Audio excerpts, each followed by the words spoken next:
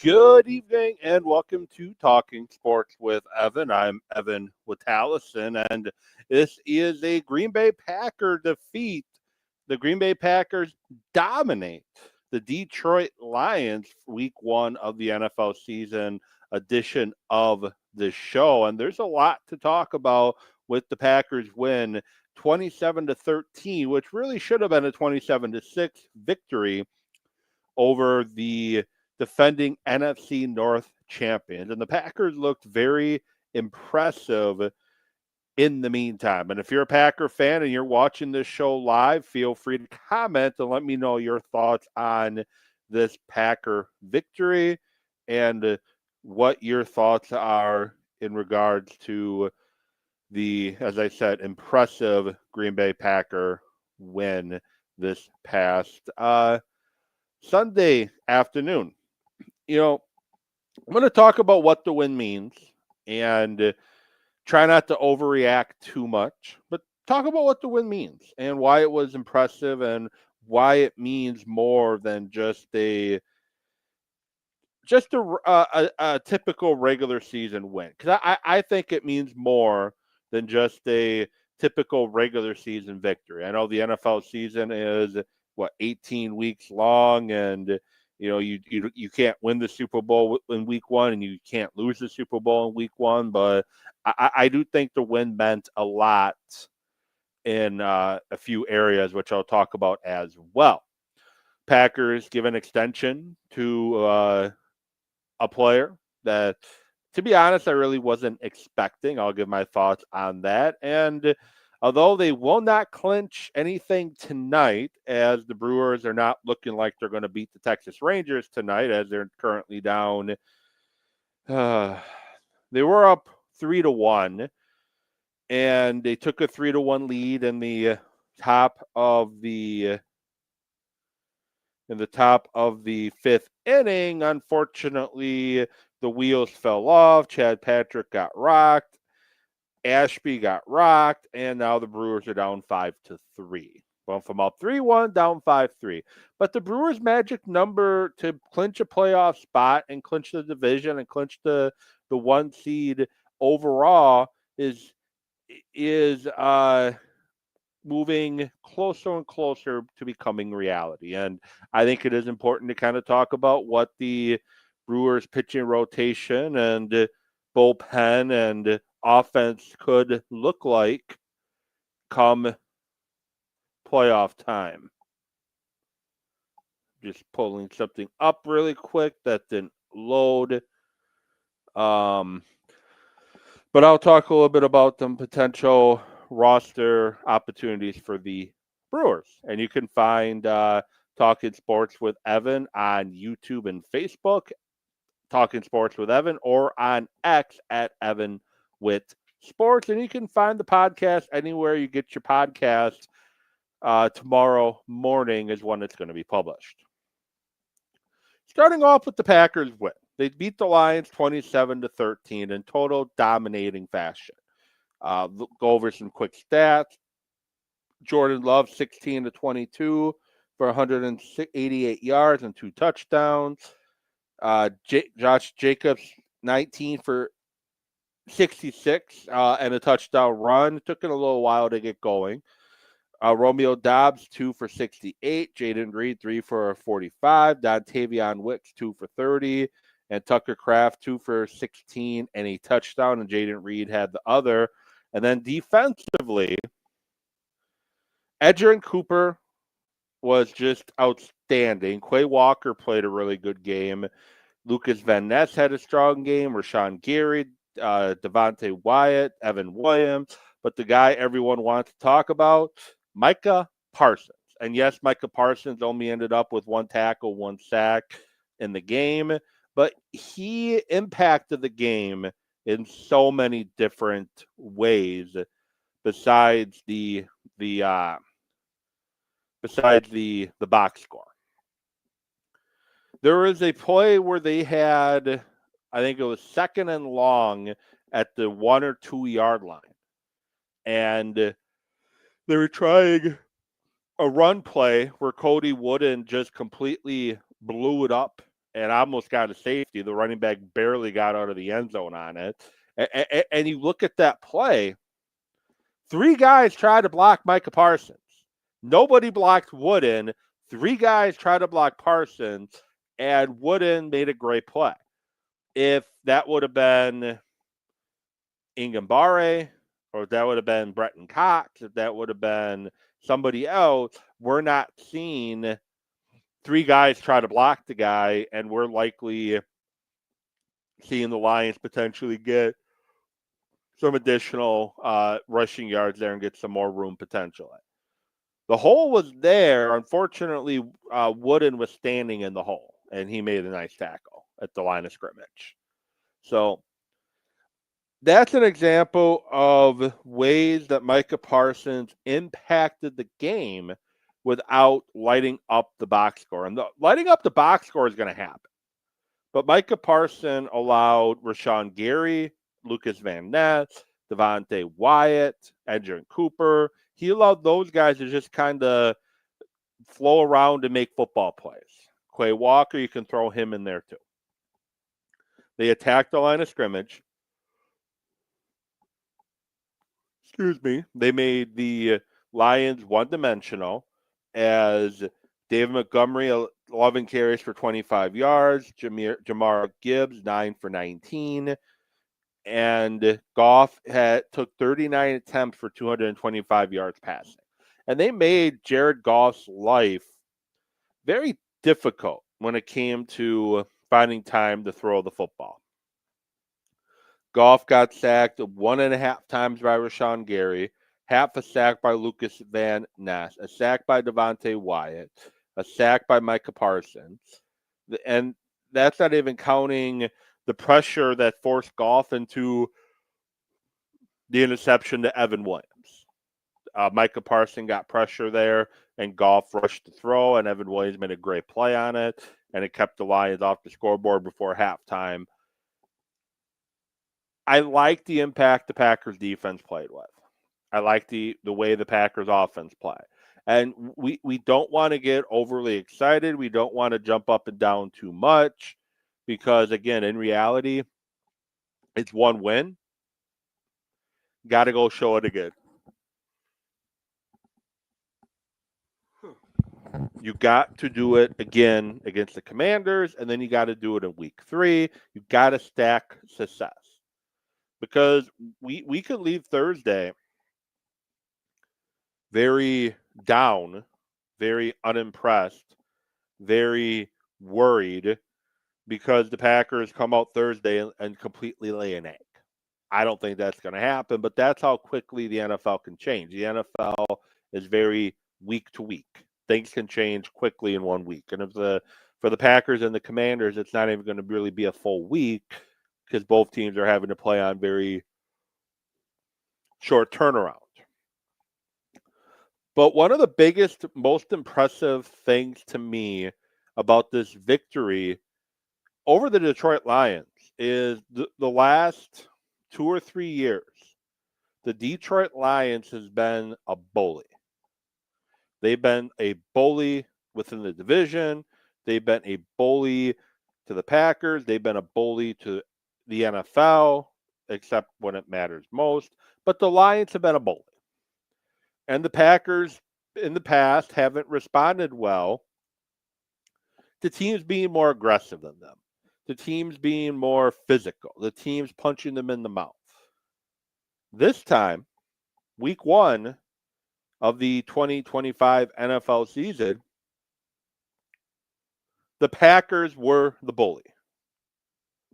The Packers bullied the bullies. That's ultimately what happened. The Packers won up front. They gave Jordan Love time to throw the football, attacked out the field, and they got after Goff. That's why they won.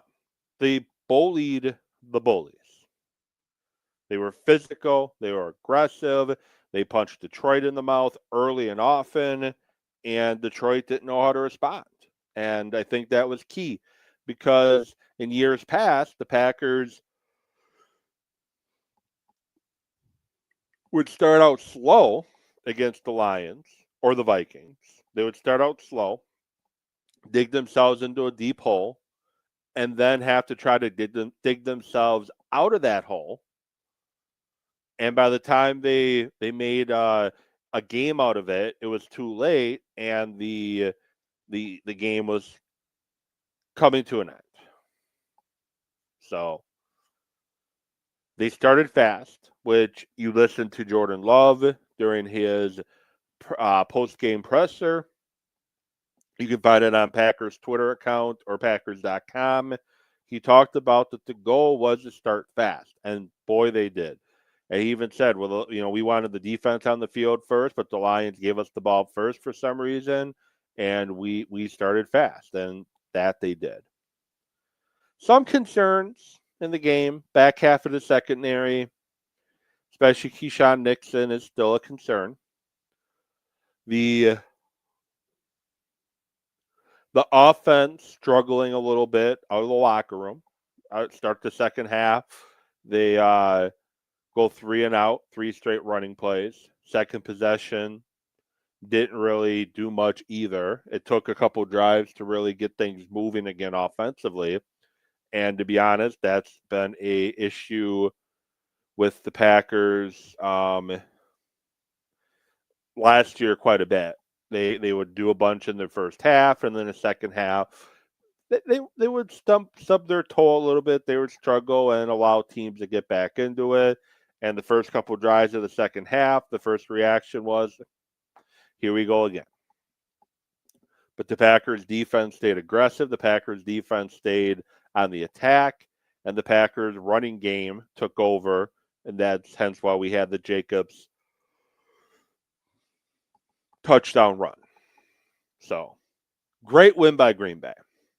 Injuries, Zach Tom got hurt, but Kennard played a really good game. I did like seeing him pull one of the plays. Him and Morgan, they're on the right side, and they both pulled along the left.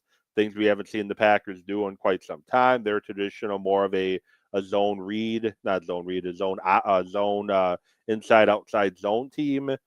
But they were pulling linemen, and something I enjoyed to see. Their short yardage situations can leave a little bit to be desired still. The offensive line struggled to get a push on the first series when it was 3rd and short. The first 2 attempts at the end zone with Jacobs, they struggled to get much push. That's still concerning. But overall, they handled business. Now, we'll see if Zach Tom can go and Aaron Banks can go on Thursday. But like I said, great win. And I said on a video I posted to my social media, my TikTok, my Facebook, and my X account, and my Instagram, and which you can find. My TikTok account is just at Evan Witallison. X is at Evan Witt Sports. Instagram is Evan Witt Sports, and Facebook is just Evan Witallison. So I shared in those places my keys to a Packer win. And I stated they had to, how quickly the offensive line gelled. Getting pressure on Jared Goff and forcing the Lions into 3rd and 4th and long situations. Because I said if they were going to be in 4th and less than 5, good chance they're going for it. And the Packers did a good job in forcing Detroit in 3rd and 4th and longer situations. And the Lions ended up having to punt the grand total of 3 times. And they, 3rd down conversions, they were 5 of 15. So they didn't convert the 3rd downs, and they were 3 of 4 on 4th downs, but that mostly came in that final drive. And tip the hat to the Lions on that final touchdown reception. I don't know how that receiver came up with the football. That was Isaac Tislea. I don't know how he came up with that football. He it looked like he wasn't going to come down with it, but he somehow got that left heel down in the end zone before the butt touched out of bounds. And sometimes you just got to tip your hat to football players making football plays, and that's exactly what happened in that particular situation. But this hit 3 areas I said they needed to do, they did. This coming week against the Commanders, my big 3 for victory for the Packers contain Jaden Daniels. He is somebody that if you leave the door open, he's going to come right on through it and make a big play. He can easily create chunk plays either with his legs or keep the play alive long enough to find a receiver get open back behind the coverage, because hey, you can only cover a guy for so long before a receiver comes open. And Jaden Daniels has the rushing ability to keep those plays alive until something can come open down the field. So they're going to have to force Jaden Daniels to be a pocket passer, and when you get hands on him, get him to the ground. You got to get pressure on Daniels, and you got to try to rattle him a little bit, and when you get him, you got to get him to the ground. Van Ness, Micah Parsons, Rashawn Gary, those 3 together allowed, when they're on the field together, allowed just 6 yards. Those 3 have to continue to be active. And then guys like Wyatt and Wooden have to continue to win their battles up front. You can't allow Jaden Daniels to beat you by extending plays. You got to force him to get the ball out quickly, and don't give him escape areas. Don't give him ways to escape the pocket, to move around, to try to keep things alive. You also got to protect Jordan Love. The Washington Commanders against the Giants, they got a lot of pressure on Russell Wilson. I think they got 3 sacks total in the game. You got to protect Jordan Love. You got to keep him upright. We saw with Detroit when you gave Love time to throw, he completely shredded the Lions secondary in the first half of the game. He just completely shredded them. And why? Because the front offensive line and Jacobs and Brooks gave Love time to get find his receivers and get the ball out. And you can't make mistakes either. The Packers didn't turn the ball over against Detroit. You can't turn the ball over against Washington. So you can't make mistakes. And if you get a chance to force a mistake, you got to make the play, and you got to make the Commanders pay for making that mistake. One of the things that I kind of was annoyed at, they got that big interception towards the end of the first half, second quarter, and they couldn't do anything with that. So you got to make Washington pay for their mistakes, and you got to limit your mistakes. Those are my 3 key things for the Packers to start this season as 2-0. So those are my thoughts on the Packers. What are your thoughts? At Evan with Sports on X, Talking Sports with Evan on Facebook and YouTube, and then anywhere you get your podcast. It'll be out tomorrow morning, probably right around 8. What are your thoughts on the Packers win? And why it was such an impressive win to me, I did mention earlier, it's that they bullied the bullies. They didn't allow Detroit to dictate the game. They didn't allow Detroit to dictate the tempo. They bullied the bullies, and I think that was huge for the Packers. Moving on. Milwaukee Brewers, things aren't going so well tonight for the Milwaukee Brewers. They're down 5-3 in the last I saw bottom of the 6th inning. They've been sputtering a little bit as of late. Patrick, unfortunately, now they're going to be going into the top of the 7th inning. And the Brewers just can't, I guess, they can't really get that offense going against Texas. And Texas is a tough team. They're fighting for their wild card life. But even with the Brewers sputtling currently, they They could have clinched the playoff spot tonight if they had a few things happen for them.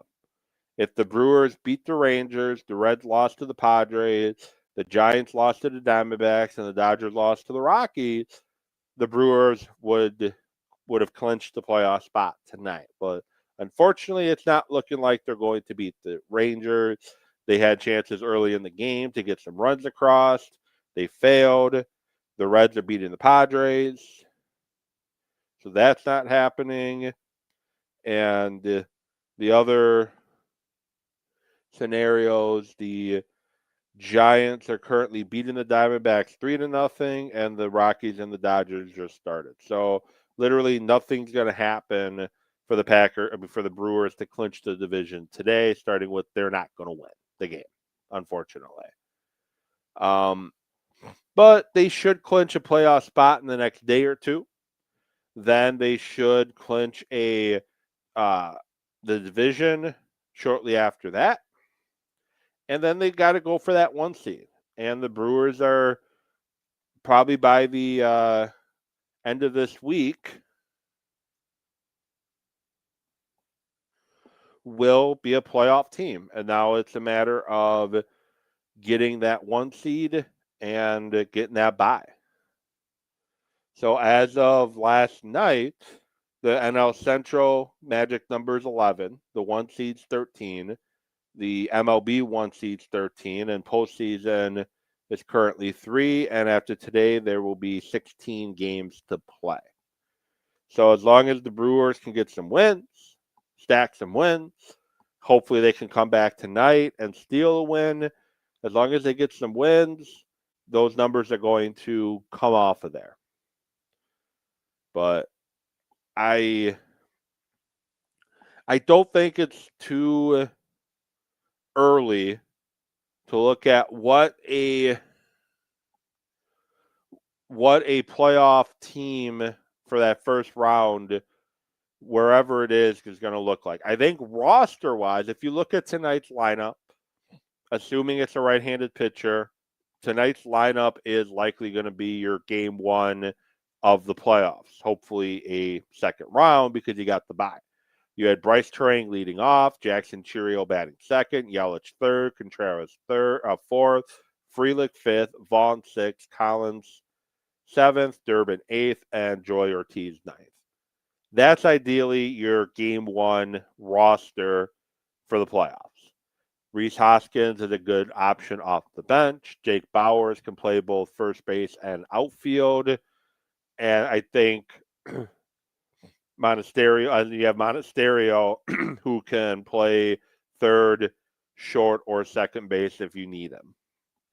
But I think come playoff time, the lineup they started tonight's game with is likely going to be your starting lineup for the most part come playoff time. I think starting rotation, I think it's going to be Quinn Priester, Brandon Woodruff, and Jose Quintana is going to be your 3 starters. And if you need a 4th starter, they have options. I don't think it'll be Jacob Mizorowski. I think come postseason, Freddie Peralta. Freddie Peralta. I can't believe I forgot Freddie Peralta. So scratch that. Freddie Peralta, Quinn Priester, Brandon Woodruff will be your top 3 with Jose Quintana if you need a 4th. What I meant to say, but I got a little, I guess, confused there. But anyway, those are going to be your 4. Freddie, Woody, Priester, and then Quintana if you need a 4th starter. Mizorowski will be in the pen. You got options for long relief with Ashby coming out of the bullpen, Tobias Myers, potentially Chad Patrick. You got your Abner Uribe, your Canning, your McGill. You got Anderson who can give you some length. So they're going to have a lot of options out of that bullpen as well. And I like the Brewers' chances in the playoffs pretty much against anybody. And they've shown that they can compete with the big boys in the NL and the AL as they currently have the tiebreakers over every division leader currently in baseball. But big thing is you just got to take it one game at a time, get to the playoffs first, get that division title second, get that first round bye third, and then you can go from there with whatever you want that lineup to look like. But I still can't believe I almost forgot about Freddie Peralta, though. But anyway, this has been Talking Sports with Evan. I will be bringing you more episodes during the football season. Unfortunately, last week and this week, my schedule is just super hectic. I'm going to the Packer game this Thursday, officiating a bunch. I got high school football to prep for, but I do promise more content, more shows, more opportunities to get my thought and my opinions on what's going on in the world of sports. For those that are not a big fan, sorry, but that's just the way it's going to be. So I will get back at it next week, talk about my trip to Lambeau as they play the Commanders. And with that said, I hope you all have a great rest of your week, and I will get back at you next week, hopefully recapping another Packer win. Thank you so much, and I'll talk to you later.